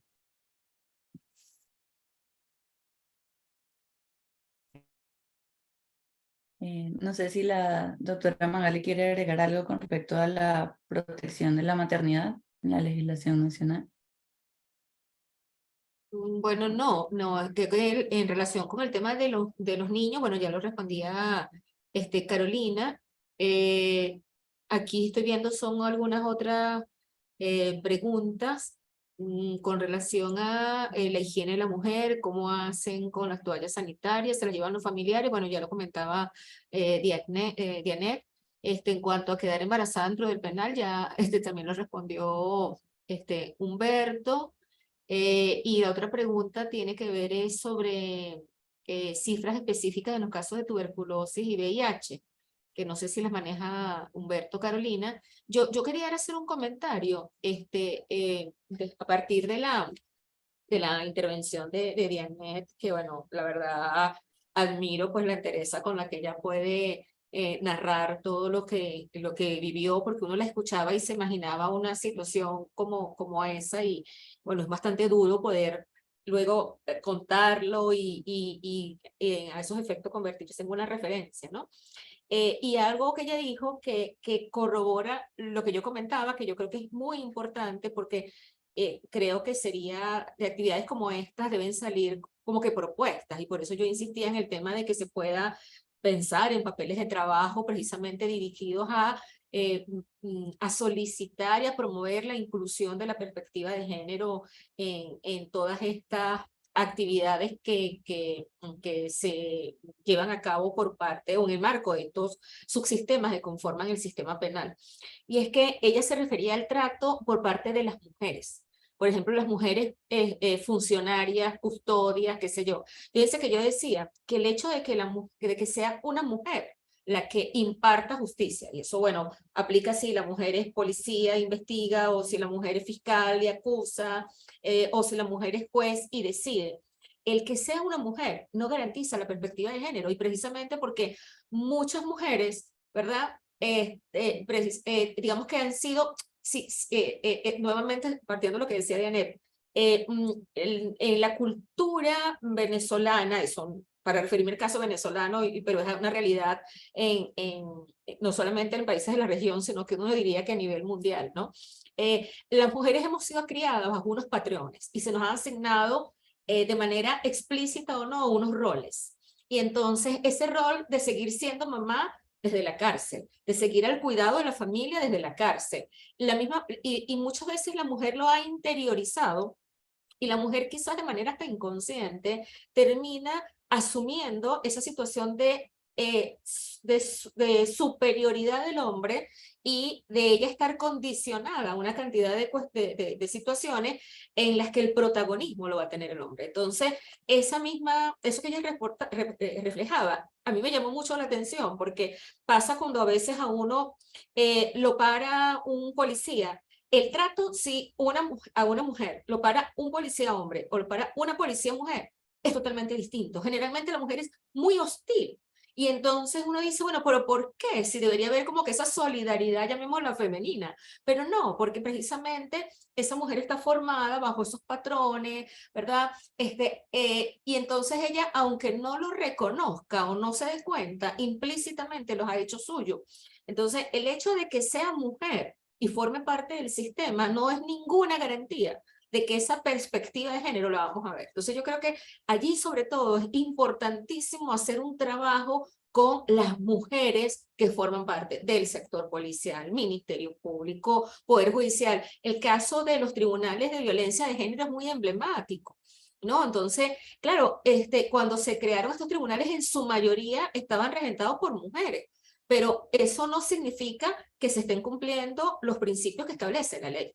A lo mejor lo que había incluso y más bien se denunciaba, había mucha severidad, y además se incurría en injusticias, porque entonces muchos casos terminaban viéndose como de violencia de género, que no eran efectivamente supuestos de violencia de género, y se malutilizó en algunos casos ese sistema, y yo creo que le hizo un flaco favor. Y tenía que ver porque más bien a lo mejor allí se fue a la posición contraria.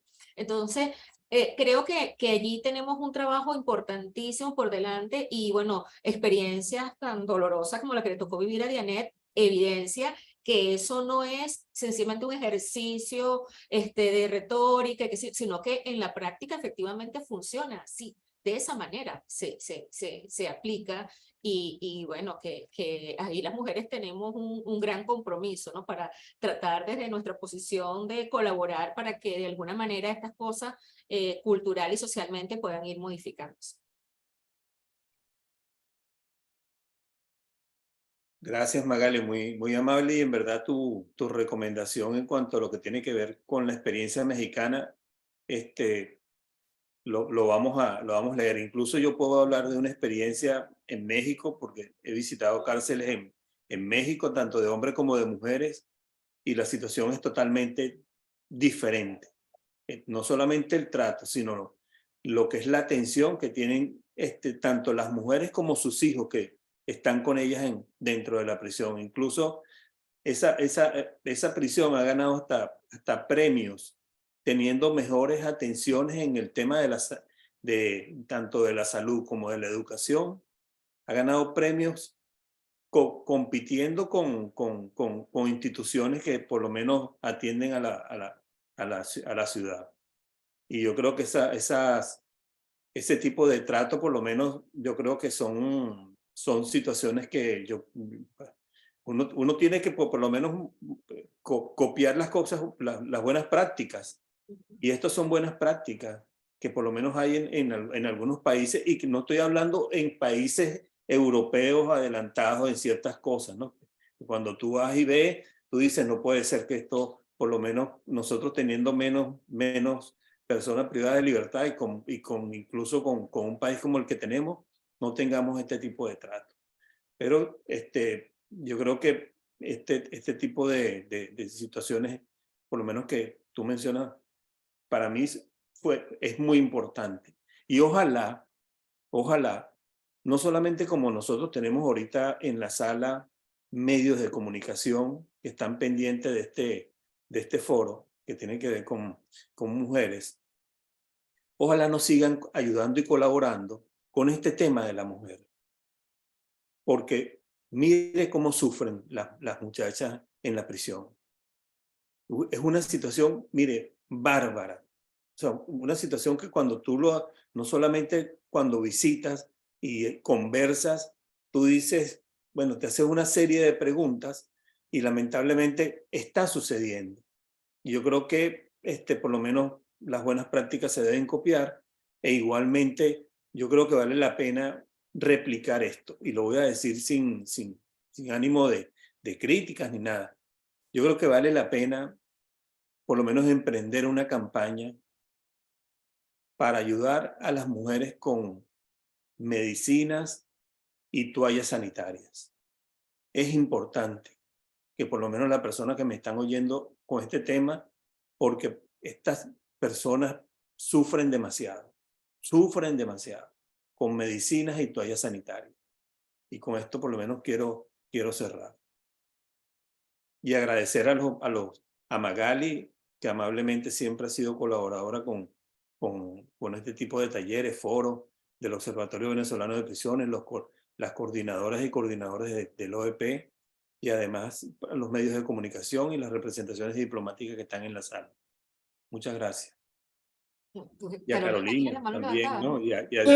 Yo quiero tomar la palabra de Magali, y estoy dispuesta a trabajar esto y hacer un papel de trabajo porque es muy importante. Realmente se viene haciendo un trabajo a nivel internacional con ciertas comisiones, pero en Venezuela no se está haciendo nada, o está muy poquito, está invisibilizado. Y la situación nuestra, pues no escapa de la situación de las Américas, pero tenemos que hacer algo muy pronto, porque es que en Venezuela, aparte de lo que esta violencia, bueno, las condiciones en que están estas mujeres ya rayan en la tortura, y tal, así está en la jurisprudencia de la Corte Interamericana de Derechos Humanos, que todas estas violaciones a las mujeres como grupo vulnerable es una tortura. Entonces, realmente yo sí estoy dispuesta, estoy a la orden, pues ponemos de acuerdo para empezar a trabajar sobre esto. Hay jurisprudencia, creo que tenemos las herramientas, tanto normativas como muchas mujeres pensando en lo que se puede hacer y lo que debemos hacer. Y es una deuda que tenemos todos con esta población vulnerable que está tras las rejas. No sé, bueno, Magali, te metí en este rollo.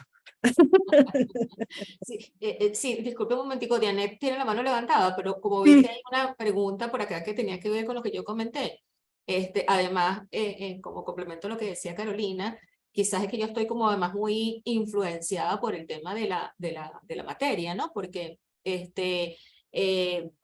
también he tenido la oportunidad, como comentaba Humberto, de conocer un poco de manera más cercana el sistema mexicano, ¿no? Y además, este tema de los protocolos me lleva a que, bueno, a mí me tocó en el caso de la Universidad Católica Andrés Bello, tiene que ver con una materia distinta, pero lo quiero citar como ejemplo, el caso del protocolo para la prevención y atención en casos de acoso y violencia sexual en la universidad. Y nos convertimos en ese sentido en la primera universidad venezolana en disponer de un protocolo sobre esa materia, cuestión que han ido, o sea, tratando también de incorporar otras universidades. Entonces yo creo que hay que atreverse a dar el primer paso, ¿no? Entonces eso es clave a estos efectos. Y por aquí alguien preguntaba, Dailin, que en mi ponencia yo mencionaba el artículo 7 de la Ley para la Promoción y Uso del Lenguaje con Enfoque de Género. Si conocía de algún caso en el que se haya aplicado y qué tan práctico puede ser la existencia de este artículo. Fíjate, Dailin, yo hice mención a la ley porque, bueno, además es una ley muy poco conocida. Además tiene normas imperfectas como esta que yo comentaba. ¿Qué tan práctico puede ser la existencia de este artículo? Bueno, si no se le conoce, prácticamente ninguna. Y nuevamente ahí me lleva al tema universitario. Esa ley dice que en los títulos, en los certificados, en los títulos universitarios, hay que utilizar lenguaje inclusivo. Y la ley se aprobó en el año 2021. Yo cuando me entero de la existencia de la ley, en la universidad teníamos un número importantísimo de títulos ya impresos, listos para irse al Ministerio de Educación Universitaria, porque como universidad privada, pues tienen que ser refrendados. Dice, yo no puedo perder todos esos títulos. Y entonces hice una comunicación al ministerio, pues mi condición de secretario de la universidad, diciendo que, bueno, mire, estamos en conocimiento de la existencia de la ley, estos títulos ya están emitidos, dice abogado, no dice abogado, abogada, pero bueno, ya para la próxima emisión vamos a hacerlo, no sé qué. Y entonces, porque la ley dice que cualquier persona que hubiera egresado con posterioridad a la vigencia de la ley tiene derecho a solicitar la nueva emisión del título si no se hizo uso del lenguaje inclusivo. Entonces, claro, esa era mi preocupación. Entonces yo mando la comunicación al Ministerio de Educación Universitaria. Bueno, ¿cuál sería mi sorpresa cuando se llevó la comunicación? Allá no se tenía conocimiento de la existencia de la ley, ¿no? Entonces, claro, nuestros títulos ya desde el año pasado dicen abogado, abogada, los títulos de doctorado, doctor, doctora, psicóloga, industrióloga, ¿verdad? Pero el problema está en que incluso en estos días veía en un grupo de chat de puros abogados en que alguien colocó un título que decía abogada y la gente comenzó a cuestionarlo. Porque, bueno, ¿cómo se les ocurría? Dice, pero es que ya va, es que hay una ley que lo dice. Y es un chat de abogados. O sea, que en el caso, si no se conoce, no lo puedes exigir, no lo puedes aplicar. Entonces, allí viene nuevamente el tema de la importancia del conocimiento, ¿no? Porque, ¿qué utilidad va a tener? Va a tener utilidad en la medida en que lo conozcamos y lo exijamos, ¿no? Si no sabemos que existe, nuevamente, como decía al final, es un saludo a la bandera. Sí.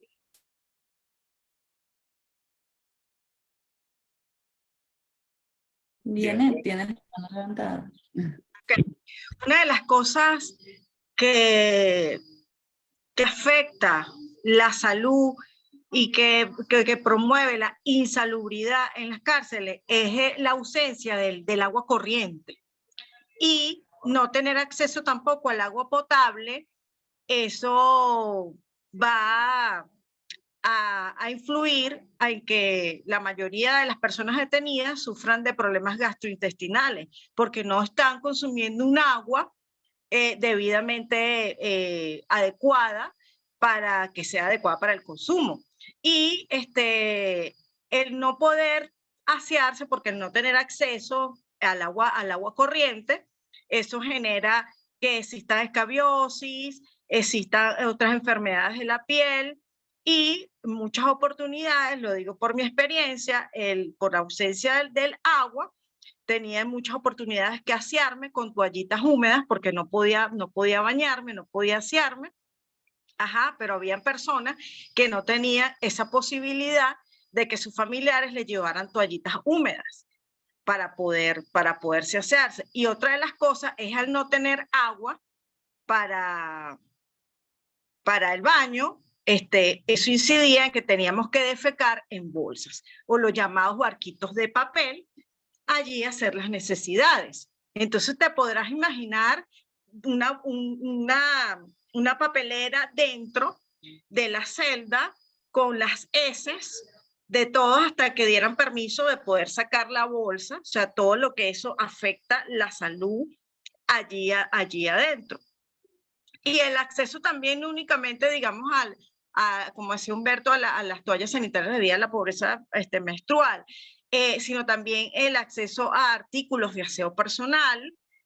Hay muchas personas que no tienen acceso a jabón, crema dental, y bueno, y algo tan vital que es el agua potable. Entonces yo creo que en la campaña tratar de sensibilizar y decir la importancia que tiene el agua corriente, porque bueno, afecta la salud, y el acceso al agua potable, no que coloquen a un dispensador que sea con un agua que no sea tratada, porque eso también genera enfermedades del estómago y gastrointestinales a las personas recluidas. Eso era lo que quería acotar. Gracias. Con respecto a la solicitud de campaña, nos llega un comentario que nos dice que si sobre la donación de medicamentos e insumos hay garantía de que esa ayuda llegue a los beneficiarios. Bueno, la persona que hace esta pregunta, nosotros le podemos asegurar que llegan a los beneficiarios, no a las autoridades.